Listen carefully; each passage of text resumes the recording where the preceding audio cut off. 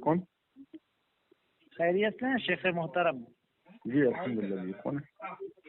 جی میں عبداللہ خان سلفی بات کر رہا ہوں. اچھا آپ ہی بول رہے ہیں؟ جی جی بولیے. جی وہاں کرناٹکا سے بتا رہے. جی جی جی حضرت جی آپ کے فرمائیں. تعلق سے معلوم ہوا کہ آپ نے ماشاءاللہ 4 سال اسماء الرجال پہ پڑھائی کی ہے. اچھا ٹھیک ہے. جی جی اور بھی مطلب عربی تعلیم اچھی حاصل کی آپ نے. تو کیا شیخ کچھ وقت تھا آپ کے پاس کہ بات کر کے شیخ آپ؟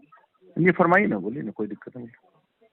اصل میں شیخ میں ایک کتاب پڑھ رہا تھا داؤد ارشد صاحب حفظ اللہ کی, جی تحفہ حنفیہ. ہاں تو اس میں لکھا ہے کہ نماز میں بعض چیزوں کو سنت اور بعض کو واجب اور بعض کو نفل کہنا یہ احناف کی بدترین بدعت ہے. ٹھیک ہے. ٹھیک ہے. اچھا شیخ, تو یہ بدترین بدعت اس کو کہنا یہ صحیح ہوگا یا غلط ہوگا؟ نہیں صحیح ہے. جی نہیں صحیح ہے. تو احناف کی ہمارے جو دشمنی میں آ کر کچھ بھی بول دینے سے کچھ تھوڑی نہ ہوتا ہے.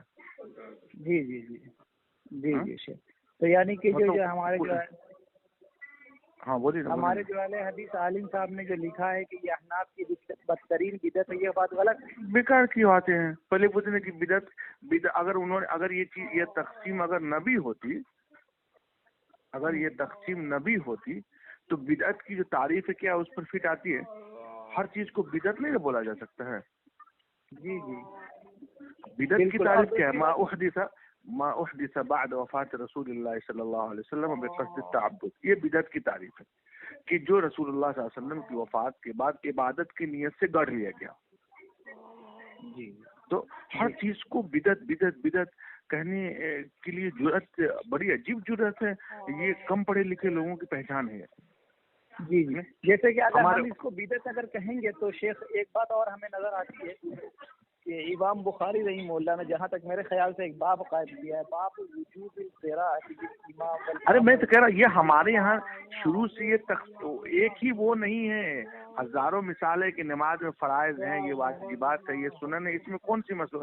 اس میں یہ ان کے کہہ دینے سے کہ حناف کی بدترین بدعت ہے یا فلانا ٹھکانا, ایسا نہیں نا ہوتا ہے کہ جو کام حنفی کر رہے ہیں سب بدعت ہو جائے گی.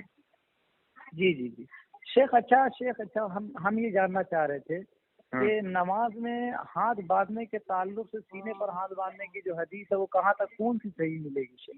ہمیں کون سی صحیح نظر آتی ہے؟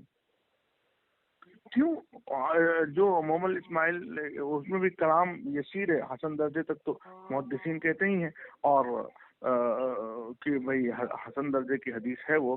اور دوسری چیز ہے کہ وہ جو صحیح بخاری میں جو ہے نبع ایماننا علی شمالنا, یہ جو حدیث ہے اس سے بھی لوگ استدلال کرتے ہیں کہ اگر آپ اس حدیث پر عمل کریں تو آپ سے آپ سینے پر ہاتھ چلا جاتا ہے. سمجھے نہیں, ناف کے نیچے بات بنتی نہیں.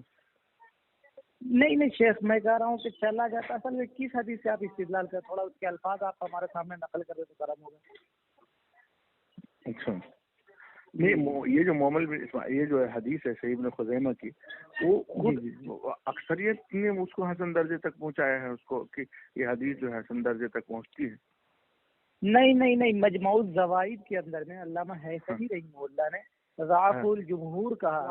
جمہور نے کیا کہا ہے کہ ضعف الجمہور, جمہور نے ان کو ضعیف قرار دیا محمد رحمہ اللہ کو.